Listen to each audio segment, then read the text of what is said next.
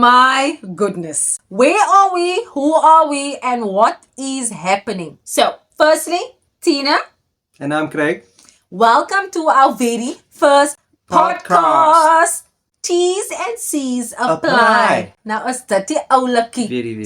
T's obviously Tina. C's Craig. But look at when I don't list him, it can be T's and C's, Tina, Cupido's apply. I'm joking. So Wives. we took T's and C's because really everyone knows that asterisk at the bottom of that legal that thing. fine print. Yes, we are the fine print in your life. And sometimes you don't like it, especially when I tell you about it. But I think you're gonna like us, man. Yeah, we think you're gonna like us. Okay, so we decided to start this podcast. Yes, another podcast. Oh, yeah, now, hukum. It's okay. We believe that God has put something on our hearts that we'd like to share. And we're going to talk about all sorts of things. We're going to talk about church, Jesus, business, mindset, reinvention, all sorts of things that we believe will help people move their lives forward in whichever capacity they find themselves in.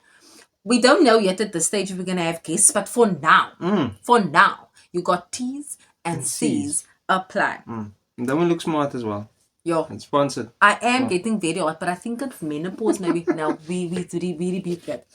But today we're going to talk about this thing that is very close to my heart and I believe is very close to God's heart. And it's this thing called unity. Also, another disclaimer, you'll see our blighties here and a phone and a pen. Look here, also before we start. We don't have like fancy lighting and all of those things, but we really just wanted to start. We want to show you out there. We now have to be an example, not saying that you were looking for an example. If you have something that you want to start and you're waiting for it to be perfect, let us be the example that it doesn't have to be perfect, but you can start with what you have. Just do it. We are here in our room, in our house, moved all sorts of things around with a phone attached to a stand, one lucky shining over there, and we decided to start. So, back to the topic. God's heart is unity. Back in the day, a friend of mine, Wesley, and I, we taught Bible study and we spoke about the importance of church membership. And within that notes, there was something that was so cool. And then when I was prepping for this podcast, I watched a sermon and this lady said something very similar. So I'm going to look at my notes, but focus now. I'm watching. It says, church is like an organism, which is a living thing.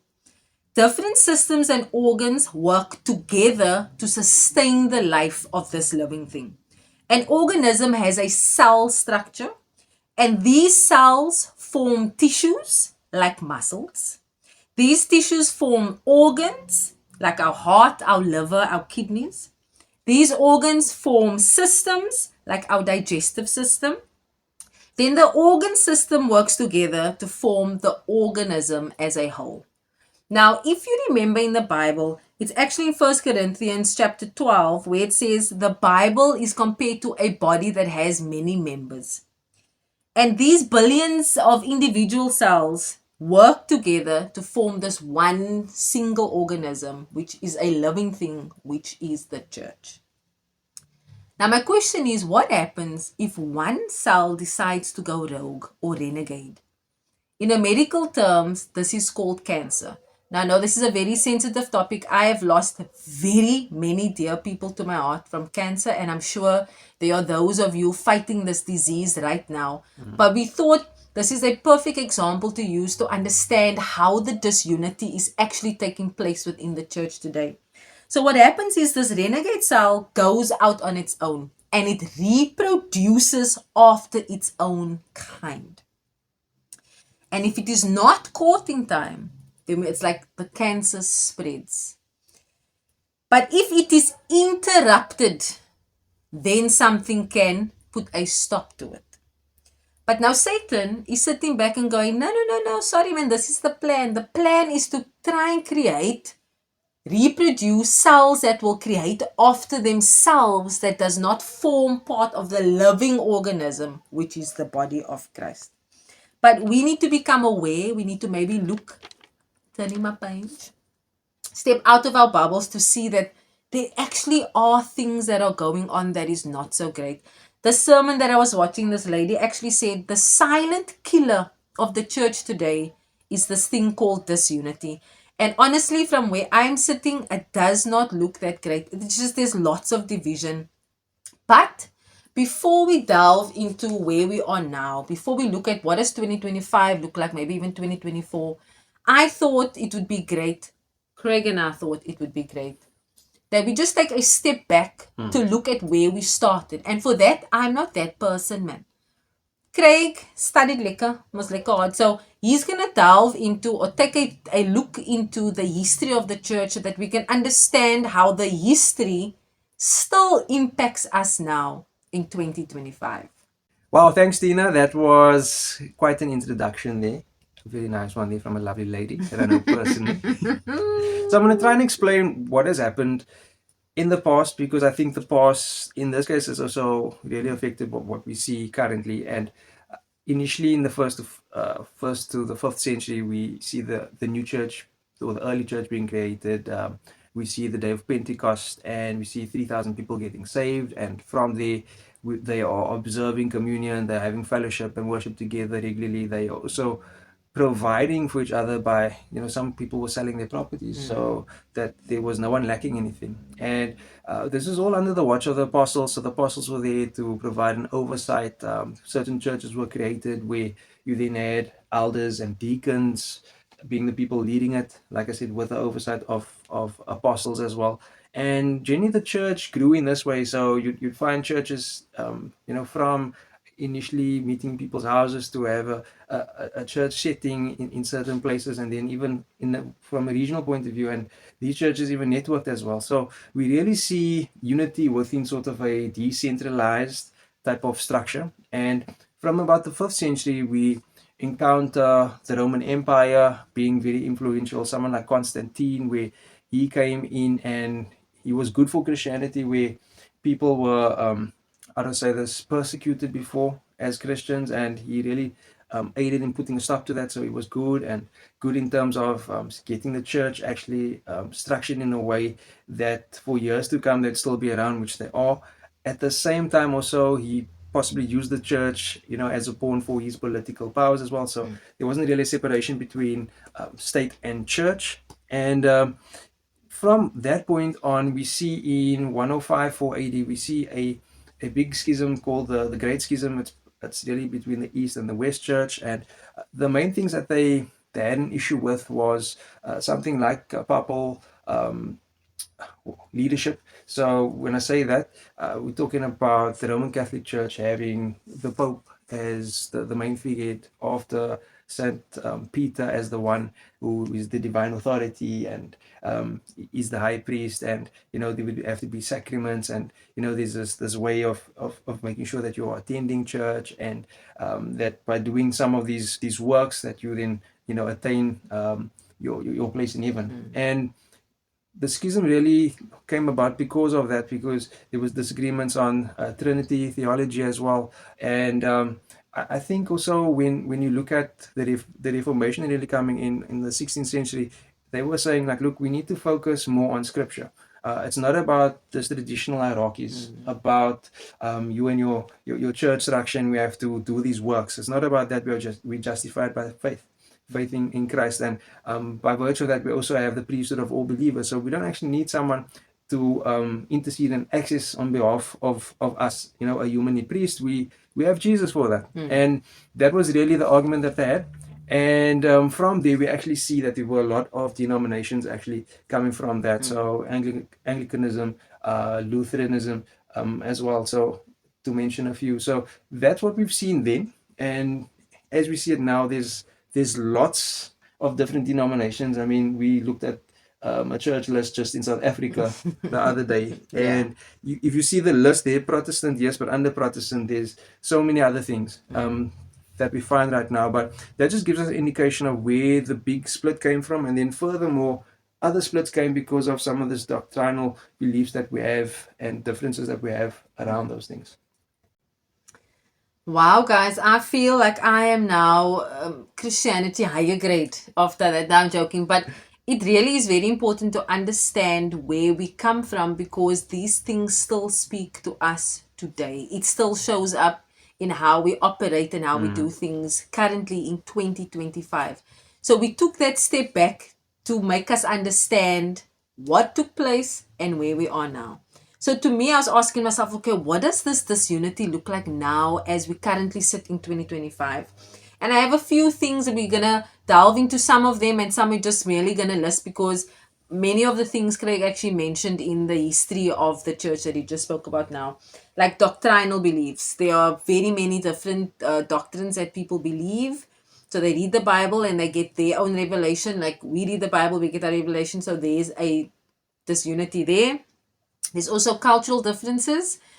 Simply just because of the race that you are, you grew up differently. There's still racial divides today. Some people still feel that Christians today haven't done enough to rectify the wrongs of the past. So there's those things that also creates divides. There's political views, very different political views. So you go, oh, because you follow that party, we cannot be in unity together, even though we are Christians, because now I don't support that party. So those things are very much real in this country. It might be more real in other countries, but it absolutely plays a factor here. Then there's also, I've noticed that there are just people that just don't come to church anymore. And I feel like it's the people that are in our age group. We are in our 40s. Early 40s. But even before that, in our late 30s, people just started not attending church anymore. And I know you done some studies on that, or you done some research on that, and I know this is a topic close to your heart, but it makes me sad because we still believe in the importance of church, and to see people that we've grown up with our whole lives have their view and now just leave church, and there are reasons for that. From my point of view, I was really grappling with this, being in a local church for about 20 years, and just questioning, like, are we doing what we're supposed to be doing? Is this really effective? Are we just comfortable in our four walls? And what's actually happening? And even within that space, you'd find that people were generally asking questions about this church thing. For me, so it was in last year. I was doing my mini thesis, and it was around missiological approaches to church growth post COVID-19. Really, so it was a post COVID-19 study. And my bigger question was, is the church really being effective? Someone nicely told me it's not for us to decide if it's effective. There's no real metrics or anything like that you can really look at that. Although I think we can maybe determine what is a healthy church and maybe what is an unhealthy church. Right? I agree. So that led me to narrowing it down, and in my research I found it was the African Church Survey, this was 2021, 30% of churchgoers or members in urban areas showed a reluctance to really go back to church for various reasons. So you added the health reasons, which I suppose you could understand. Some of them just became disengaged because they didn't really, they missed the social community, but they also became disengaged because there wasn't that place for us to come together again. And there was also no need for regular church, with people coming to the conclusion that, look, I can do this on my own. It's an individual spirituality. It's me and God. I work out my salvation with great fear and trembling, and we take it from there. And in larger Africa, some rural areas actually some people returned to traditional African religion. So they came from these traditional religions, and they went to Christianity. They found Jesus, and from there they decided, no, look, I'm going to go back, because there was also a big reliance on the church, the pastoral care that they received, and the spiritual support. Maybe they felt that it actually wasn't actually coming. And to me, yes, people maybe are placing a lot of hope on that priest, on that leader, but unfortunately sometimes that is a big part of being a pastor as well, the pastoral care that we are actually giving some of our people. So what we can really look at then is things like leadership. And it was always about, even in COVID, like, what was leadership's response? What was leadership doing? If we look at today, you don't have to look too far where people will have an opinion on the church. People have an opinion about leaders, and they're seeing it everywhere on social media. Leaders that have not really worn the badge of Christianity, of a leader, of Jesus. and really being his follower, as we say. So those are some of the things that happened post-COVID. But I think we're moving into a space now where we are seeing that people have moved to this individual spirituality. Yeah. And people have also aligned some of that to some of the leaders that they've encountered and seen. And like people that we know, they Yeah. said, look, but if you look at the leader, what is the leader actually doing? You know, and I know this isn't the topic isn't about leadership, but it is a very big component as a representative of Jesus here. People are looking at that. You know, I can say that people shouldn't be looking at that, but that is the representation here. That is the responsibility. So when you take up that responsibility as a pastor, as a leader, I'm going on a tangent here, off on a tangent. You know, it is really a big responsibility as the Bible describes it. You know, we will be harshly judged even more as those who teach. And teaching isn't just about, you know, imparting the knowledge, it's about showing in my actions as well. So I think we just got to that point where we really need to make sure that we have a look at ourselves and what are we actually doing from a church point of view. And I think that's why this conversation has also started. Well, I think leadership has a big part to play. And I know you're trying to be very PC and try not to step on anyone's toes. But I think leadership has a big part. It has to. If you think about organizations, sometimes the success of an organization is determined by its leadership. How far the leader sees is how far you see. How far the leader goes is how far you go. And yes, you are an individual that can move yourself forward 100%. But sometimes when you are in an environment or a culture or a space that is shooting out mediocrity all the time, you can stoop to that level of mediocrity simply because you are within that environment. And that leads me to another point where the one of the main points that I want to talk about is this thing called pride within leadership. Now, I always say people think that pride is loud, that pride is that person that is just extra over the top in your face. And sometimes pride whispers very softly in your ears, like, you don't have to be taking that from that person. You actually know more than them. Craig can be like, oh, I've got my degree. I studied for 5 years. Oh, please, who's Tina? What can Tina tell me? Oh, Tina, you're my wife. Please keep. So pride can whisper to us. But our actions is how, when the pride speaks loud.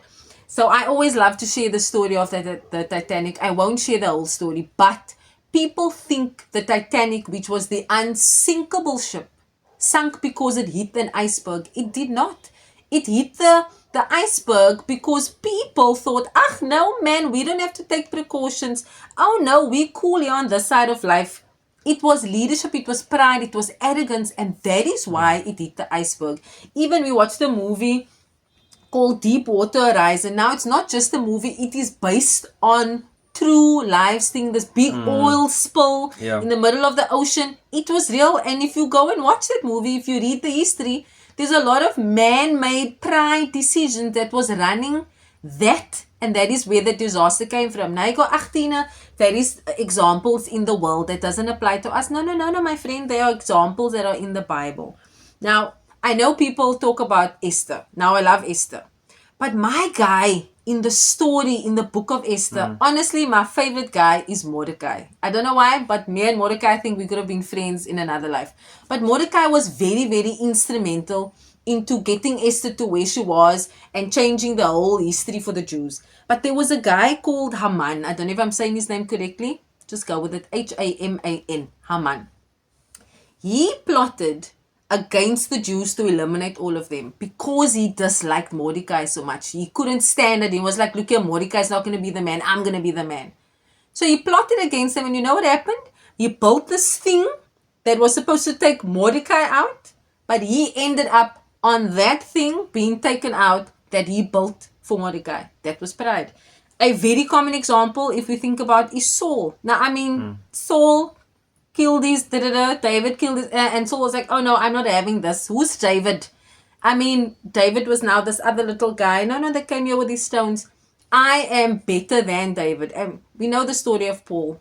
Sorry, not of Paul, of Saul. He actually ended up not with a great legacy and ended up taking his own life. But the point was, it was pride that led him to that. And then one more example, I know we think of Pharaoh, and like, why are we talking about Pharaoh? Pharaoh had 10 warnings. 10. 10. Like, how does your whole area full with locusts and flying things and darkness and all of those things, and you're like, I know, sorry, we are not going to let your people go. And his demise happened because of pride. And eventually the Israelites got free. Now, why am I talking about pride? We actually had a conversation with Wesley George the other day. He runs, he's the head of CCFM. And he said something that has stuck with me to this day. He says, you know what is so funny? There's this, we were talking to him and talking about this power struggle within leadership. And he says, you know, who are we competing against? Are we competing against Jesus? And I was like, oh my gosh, because at the end of the day, all of us, our goal, our mandate is supposed to get people to Jesus. So if I'm battling Craig who's trying to get people to Jesus, like, who are we competing against? We're competing against Jesus. So I was like, oh my gosh, this is so amazing. But pride and arrogance and this power-seeking thing, this title-seeking thing that we have, is leading to so much divide. So you are a pastor, I'm a pastor from different churches. We can't speak to each other because you're going to run your own church. I actually heard examples of where there's one road and there are different churches within this road, and people came to do outreach there, wanted to spend time with the kids and feed them with food and whatever. And the guy said, one of the pastors said, oh, are you here to come and steal my people? And I'm like, steal what people? Whose people are they? They are Jesus's people. So that is what is happening out there in the world. Then I also watched the same sermon of this lady that said disunity is the killer of the church. She said, look man, this is just an example. I'm not calling out the church's name. This is the example she gave. She said, we have Mount Zion here on the corner. Then we got Greater Mount Zion there on the other corner. Like, what are we doing? Yeah. Like, what are we doing? And the world is sitting back going, I don't want to be a Christian if we are having this infighting all the time. You know, I go on social media and it really breaks my heart because I sometimes, you can go down a rabbit hole and you sometimes read these comments and you go like, this is then a pastor, man. But this pastor is so invested in proving that he is right. And it like, I don't want to say at any cost, but it's like you can see his point there is to make sure that you understand that he is right and you understand that his point is the main point. And it's two Christians that are going back and forth. Now, I'm not saying we must take everything lying down, but surely there is a better way, man. Surely there's a different way.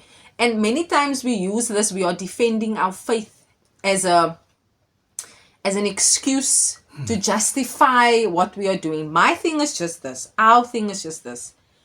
I can see what division is doing. And I just want us, is there no better way for us to come together to say what, to ask the hard questions like, what are we doing? How am I fighting and saying, no, if we have an event, this is another example. You have an event, so maybe you're giving out soup. Now I want to collaborate with Craig's church. And then they say, no, you can't collaborate because then if people get saved, whose church are going to go to? They mustn't go to each church. I'm like, what? True story, guys. True story, not making this stuff up. So things like that bothers me. And now people's going to be like, oh, but now you're part of the reason and you bad-mouthing churches. No, I'm not. This is where we're getting to now. There's 2 points. I want to ask, what does the Bible say about unity? And then I'll get to why we decided to do this. So the Bible is very clear. There's a story in Genesis 11, verse 1 to 9, where they wanted to build a tower to heaven. And the reason why they wanted to build this tower is so that they could make a name for themselves. Now, listen to this. They were united in language, in purpose, and in effort. So much so that verse 6 tells us, God says, oh, no.